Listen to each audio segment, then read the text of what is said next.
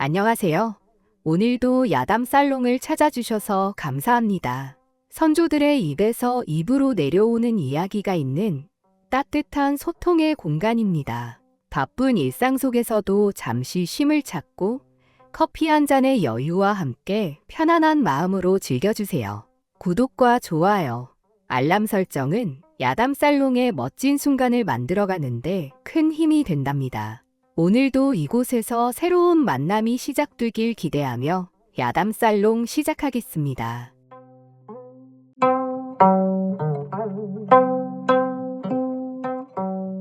옛날 어느 산속 외딴 마을, 길삼이라는 청년이 살고 있었습니다.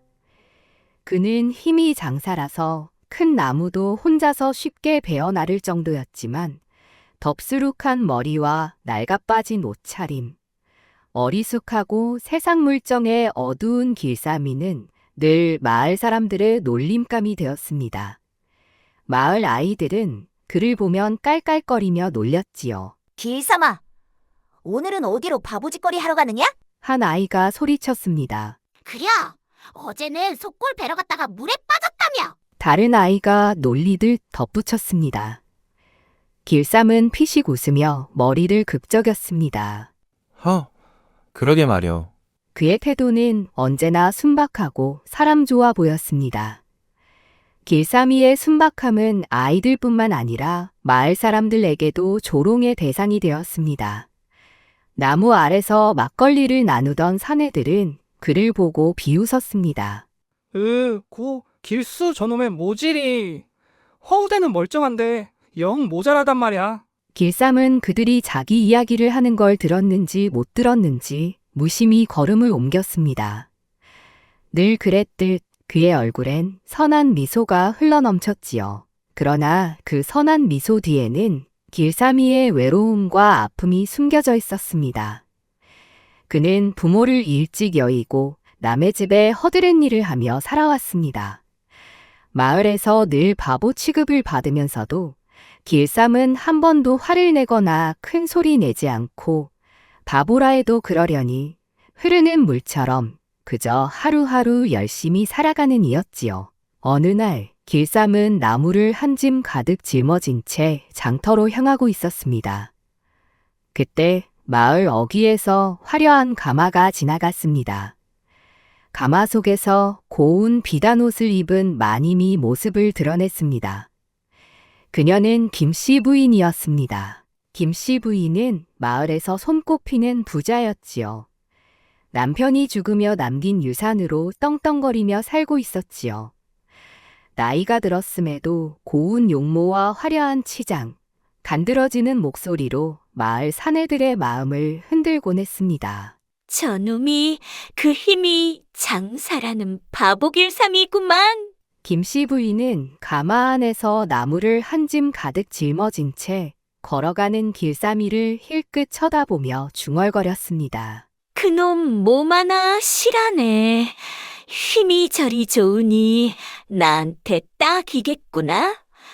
저놈을 잘만 요리하면 낮이고 밤이고 요긴하게 쓸 수 있겠는데. 그날 김씨 부인은 직접 길삼이의 초가집을 찾아갔습니다. 그녀는 간드러지고 부드러운 목소리로 길삼이에게 말했습니다. 길삼아, 혼자 사느라 외롭지 않느냐? 내 집에 와서 일을 하면 어떻겠는가? 내가 밥도 주고 잠도 재워주고 품삯도 넉넉하게 챙겨주마.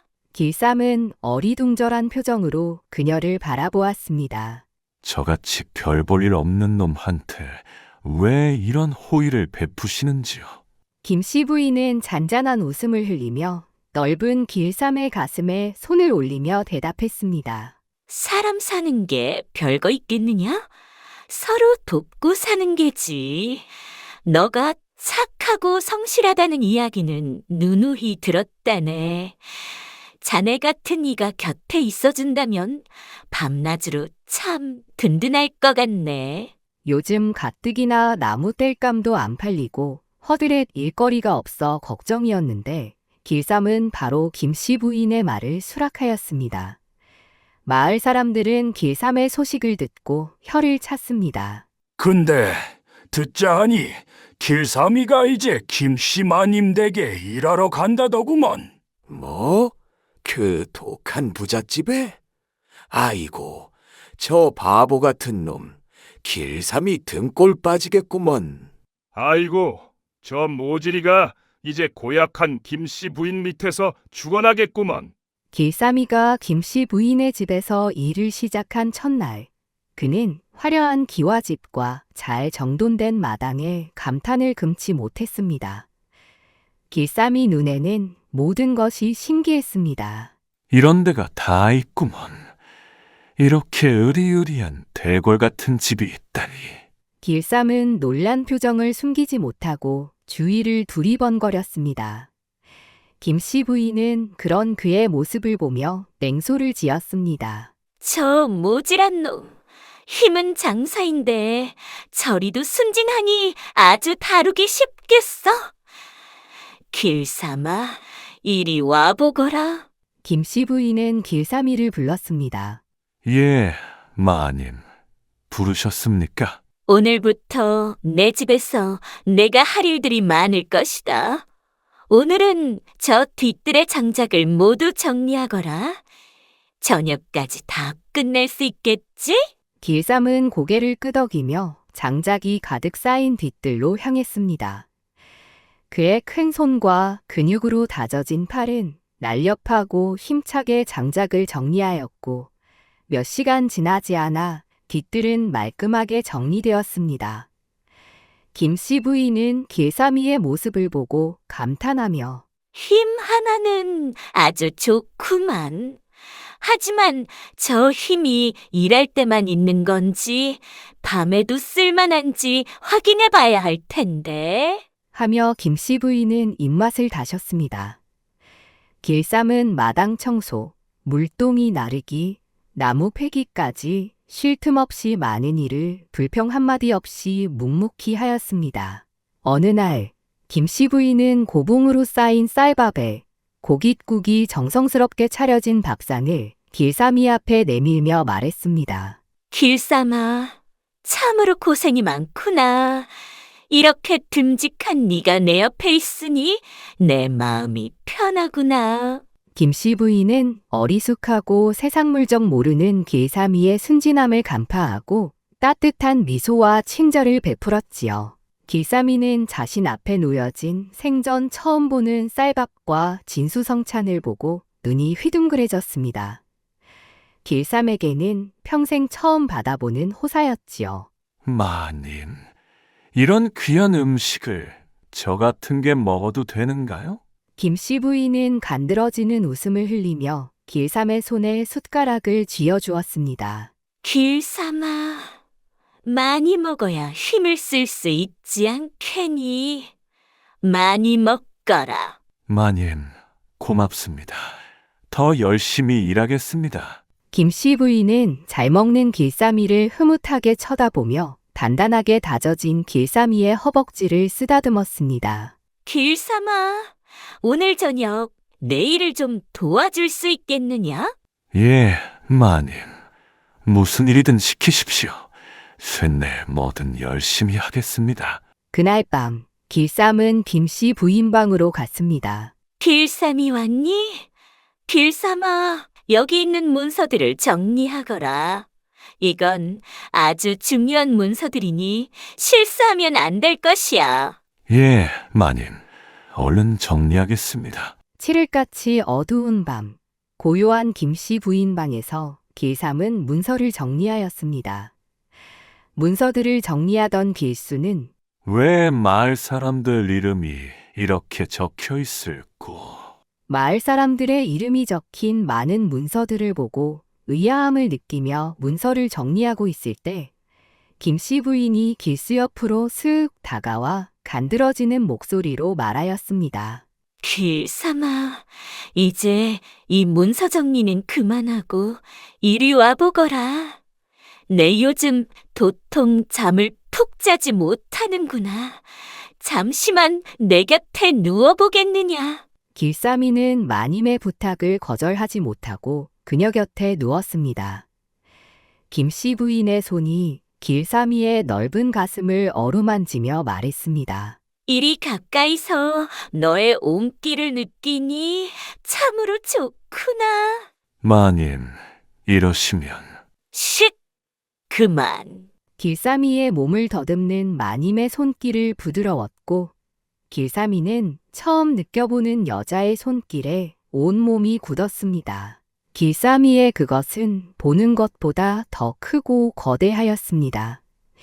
남편이 죽고 밤마다 끓어오르는 육체를 식히느라 이놈 저놈 방에 들였지만 이렇게 거대한 건 처음 접한 김씨 마님의 손은 떨렸습니다.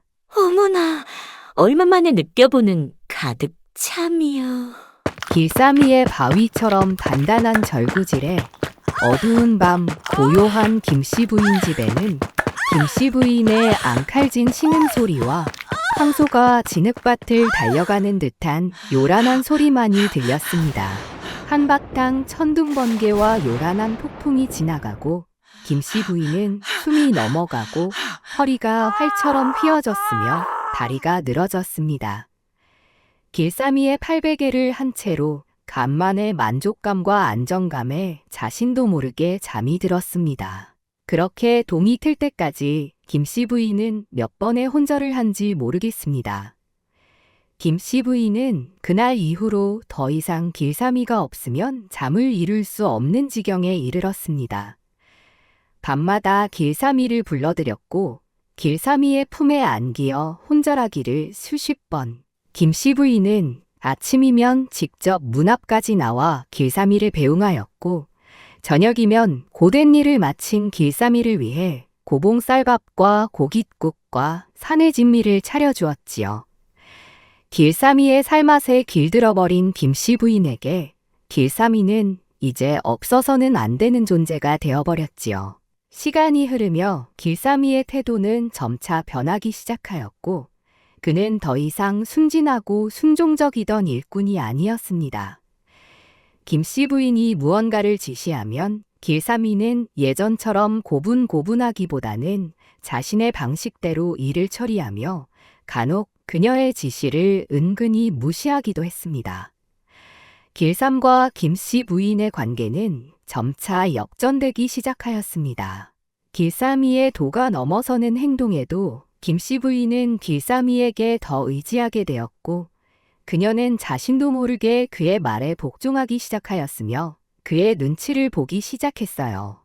어느 날 길삼이는 김씨 부인 방에서 우연히 본인이 정리하던 마을 사람들의 이름이 적힌 문서꾸러미를 찾게 되었지요. 이거 그때 그 문서 아닌가? 이게 무슨 문서지? 길삼은 문서를 천천히 훑어보았습니다.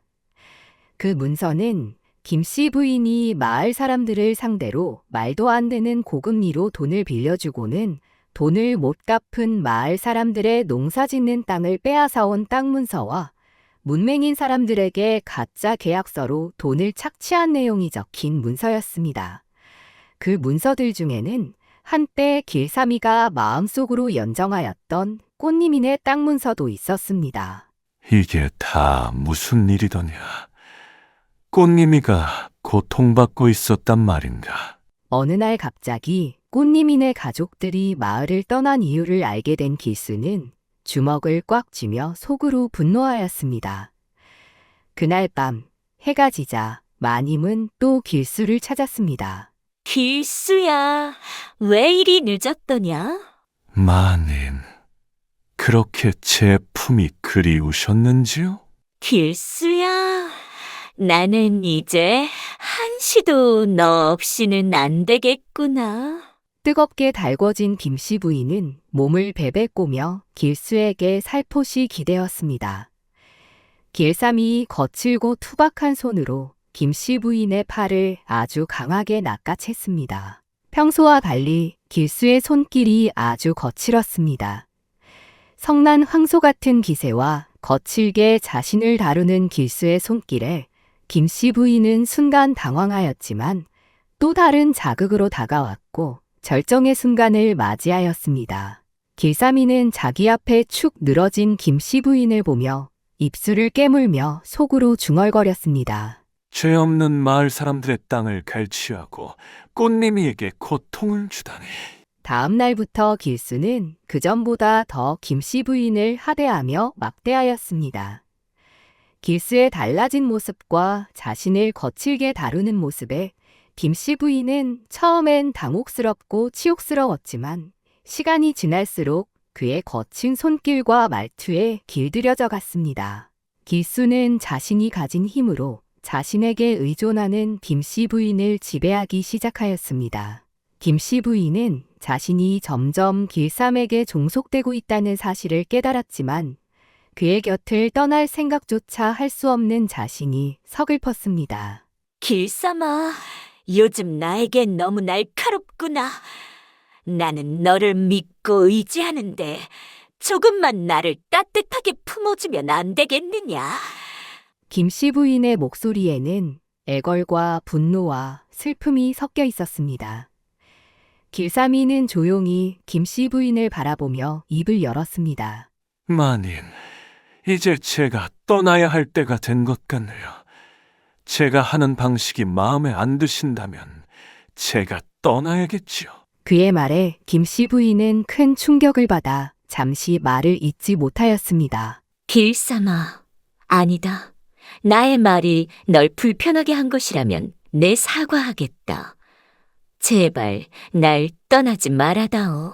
김씨 부인은 다급하게 그의 팔을 붙잡았습니다. 길삼아, 나는 너 없이는 이제 더 이상 살 수가 없구나. 너는 내게 없어서는 안 될 사람이다. 간절하게 애원하는 김씨 부인을 보며 길삼이는 오히려 비웃음을 지으며 말하였습니다. 나이 먹고 밝힐 줄만 아는 계집년이 네가 그렇게 죄 없는 마을 사람들의 땅을 빼앗고 괴롭히며 떵떵거리고 있을 때 꽃님 이는 얼마나 고통스러웠는지 아느냐? 길삼아, 날 뭐라 불러도 상관없다. 내가 다 잘못했으니 내가 시키는 대로 내가 다 하겠다. 길삼이는 거친 손으로 김씨 부인을 끌어안으며 차갑게 속삭였습니다. 이제부터는 내 말을 잘 들어야 할 것이야.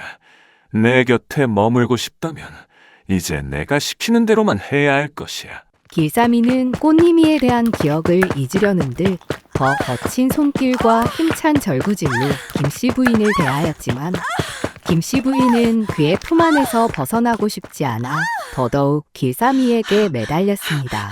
단순한 욕망을 넘어서 길삼이의 거친 손길에 매료된 김씨 부인은 이제는 길삼이와 일방적인 복종 관계가 되고 말았지요. 자신의 선택에 회의감을 느꼈지만 그의 강렬한 존재감을 벗어날 수 없었습니다. 길삼이는 이제 김씨 부인 집의 주인처럼 행동하였으며 김씨 부인의 물건들을 마치 제 것이냥 다루었지요. 길삼이는 김씨 부인이 착취한 땅 문서들을 꽃님이와 마을 사람들에게 돌려주었어요. 길삼이가 마을 사람들에게 땅 문서를 돌려준 덕에 마을 사람들은 다시 예전처럼 자기 땅에 농사를 지으며 평화를 찾을 수 있었고 꽃님 이내도 다시 마을로 돌아올 수 있었습니다. 김씨 부인은 어두운 방 안에 홀로 중얼거렸습니다. 내가 왜 이렇게 되었을까?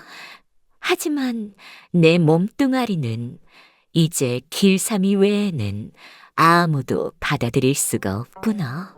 그녀의 눈가에는 눈물이 맺혔지만 그녀는 그 눈물을 닦아내며 길삼에게 가는 발걸음을 멈출 수 없었습니다. 이제는 길삼이가 자신을 안아줄 때 주는 안도감과 절정이 그녀를 타락의 길로 이끌었고 그녀에게는 복종과 갈망만이 남아있을 뿐이었지요. 오늘도 정마담의 야담 살롱에서 즐거운 시간 보내셨는가요? 일상 속 쉼표가 되고 따뜻한 이야기가 있는 정마담의 야담 살롱을 찾아주셔서 감사합니다. 떠나시는 발걸음에 여운이 남아 다시 오실 때 더욱 설레이시길 바라겠습니다. 구독과 좋아요, 알람 신청은 야담살롱이 더 따뜻한 이야기를 만드는데 큰 힘이 된답니다. 2월에도 더 행복한 일들만 가득하세요.